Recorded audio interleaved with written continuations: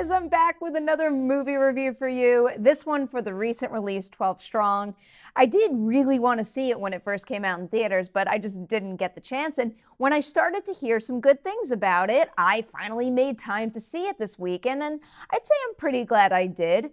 The movie is based on the nonfiction book Horse Soldiers, and it takes place right after the events of 9/11, covering what happened when a group of U.S. soldiers were sent into Afghanistan to join forces with the Afghan Northern Alliance in an effort to take control of a key city that was under Taliban control. It is a story well worth telling. The performances here are solid. There are some incredibly well shot and choreographed action sequences.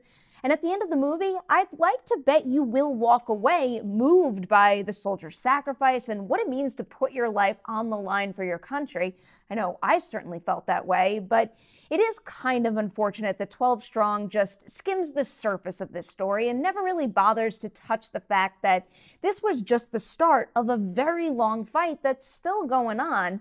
I'm not saying you should do this or have to, but if you do take a step back and look at 12 Strong for what I think the filmmakers were going for, a rah-rah, rousing war story, it does get the job done well enough. The main characters work better as a team than they do as individuals, whereas I believe the dedication and the camaraderie, the movie only offers up the very basics of their personal stories. For example, here, going off to war is just shown as men heartbroken over leaving their wives and children, but knowing they've got to step up and fight for their country. And then once they're in Afghanistan, they're really nothing more than their ranks. Promises to come home are referenced here and there, but you never really get any access to what they're thinking or feeling, and there aren't really any standout characteristics about any of them either, just to make them stand out from one another as individuals. Of the bunch, I would say that Michael Shannon and Chris Hemsworth are the standouts, though.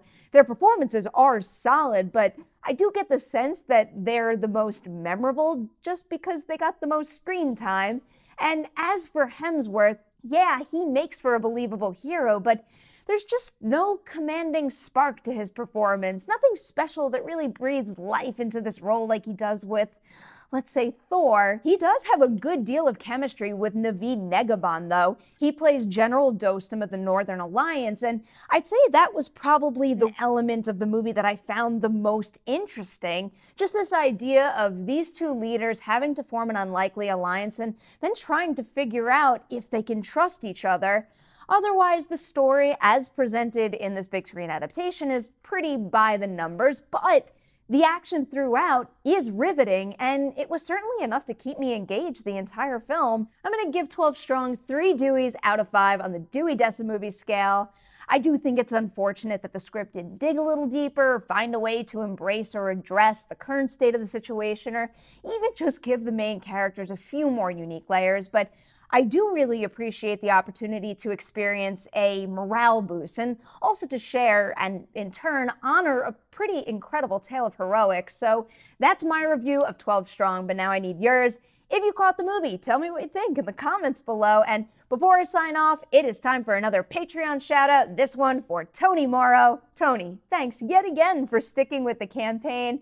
Your support really means a lot to me. And the same goes to everyone watching this review right now. Please like and share, and I'll be back real soon with more movie reviews.